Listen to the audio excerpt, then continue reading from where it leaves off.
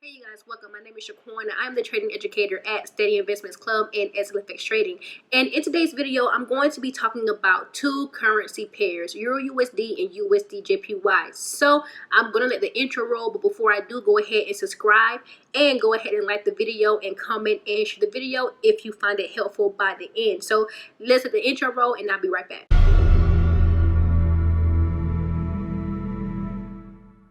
Guys, so we're going to be looking at EURUSD and USDJPY, but we're first going to take a look at EURUSD. And the reason why I want to look at these two currency pairs together is just based on where they're trading at, how they're looking, and because there's kind of some conflicting information on both sides. Okay, so let's look at this one on a higher time frame first. So looking at EURUSD right now, what you're going to notice is the fact that last week we printed this nice bullish candle. But if you take a look at these numbers right here, it's showing me that price is still making lower highs, right? This is the last lower high that we made here because this area here is the last lower low. So we're still in that downtrend area, right? We're still in that downtrend mood. And I don't really want to buy too early on this currency pair because we're still pushing down. So it's kind of in a weird spot right now. I can say that overall this pair is still bearish, okay? So when I drop down to my daily time frame, you can see this a lot more. You can still see how we still got this lower high, and this lower high right here. It just came and tested this lower high area right here, okay? So what I'm more so concerned now is with this channel right here. So if I zoom out just a little bit, we recently just broke a trend line, right? We broke this trend line here. The market pushed up, but now we're back inside of it. So now if I take this off, you'll see that we're actually changing structure. And what I tell a lot of people is you have to be careful because price likes to create new structure. Like fresh price action creates new structure. And this was something that I've been telling my students I'm eyeing because of this new structure area right here.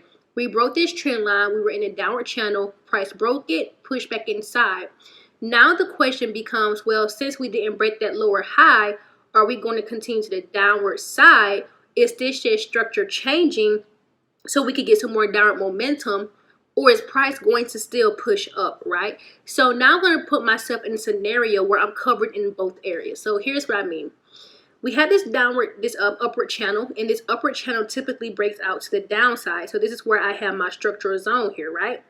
And what I'm going to notice is this area right here. So on June 12th, we printed this nice bearish and candle right here. And what I'm noticing with this candle here is it's a rejection candle to this full structural zone. It's rejecting this trend line and it's rejecting my zone. So now I'm going to question, is price going to be able to continue down following Monday's candle closure? For me, because I trade from a higher time frame, I enter in on the daily. I'm going to be watching this on a daily time frame because I need more confirmation. I need a strong confirmation that price is going to be able to fall to the downside. So that's why I'm going to be looking at this area right here, right? So for the weekly, I have everything lined up for if price is going to fall.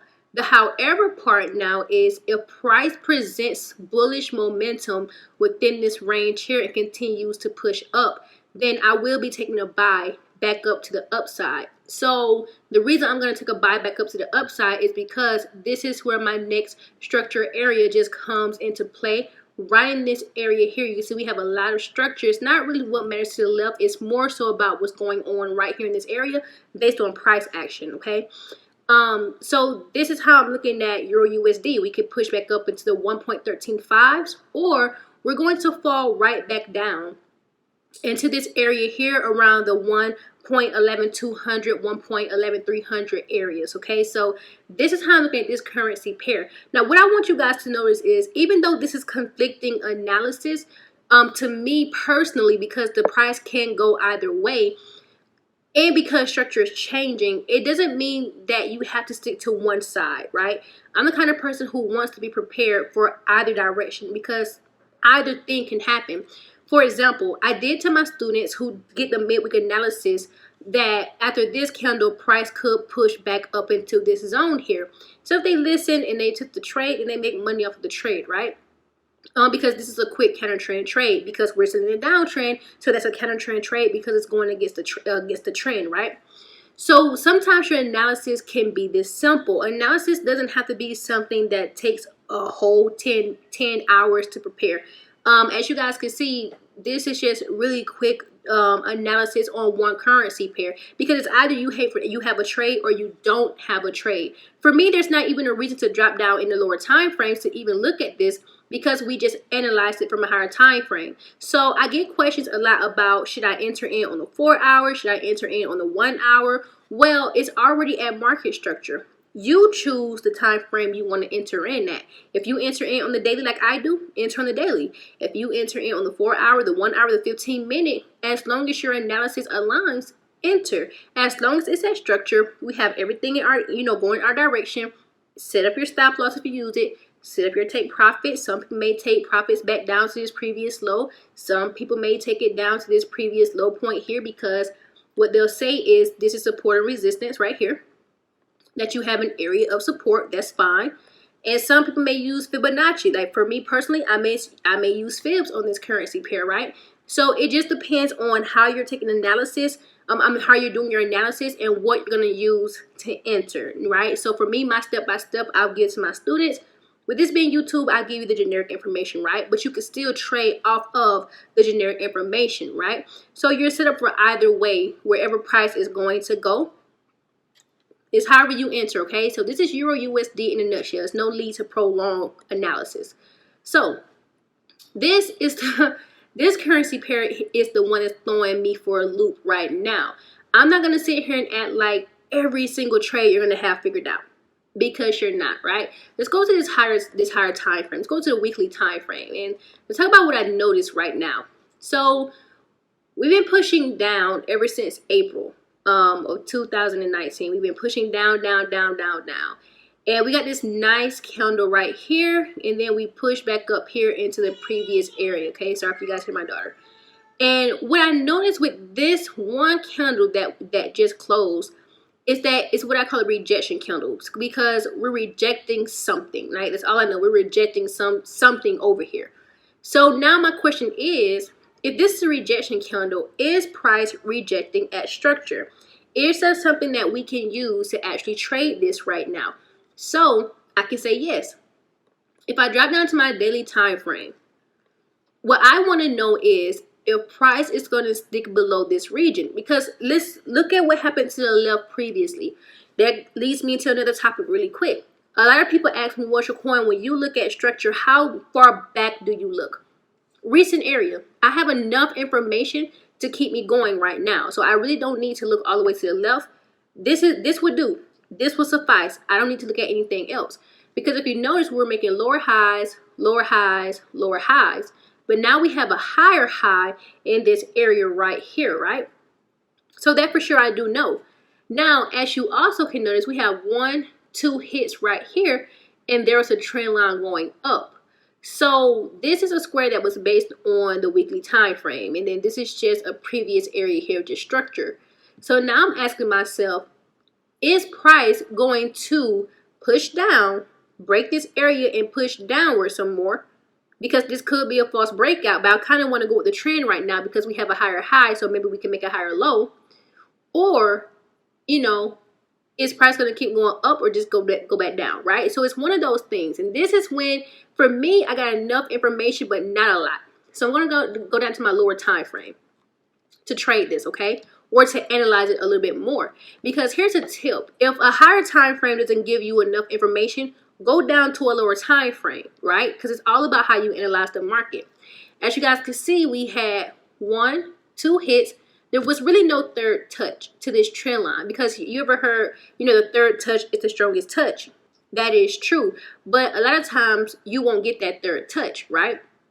But if you notice here, price broke the trend line and then it came and retested. And now we're sitting right back here as well. So now what I want to ask myself is still that same question. Is price going to continue up and we keep that bullish momentum going from this area? Or are we going to break it right here and then continue down? Now, your structure may look different. You don't have to put your structure how I put mine. Mine is based on price action. It's not based on support and resistance. So I do want to make that clear. Because here's the thing, when you follow analysis, if you don't have the full system, it really won't make sense because you'll be seeing this as support and resistance. And to me, it's not. So I really want to make that clear right here and right now. Okay, but you know, just giving you a general area or, you know, general look at how I look at my market, you know, what's on my chart. As you guys can see, I keep it simple. I try to keep it clean as possible, right? So, yeah, this is just how I'm going to be looking at this currency pair. Now, is this one on my top, you know, trades to look at? No. But when it comes to trading conflicting analysis, for me, this is when I'm going to ask myself, is UJ worth trading right now? Is it worth trading? Is EURUSD worth trading? Is it worth trading, right? It will be if I get my setups, right? It's at structure for me. Both of these are at structure. Both of these have good opportunities either way.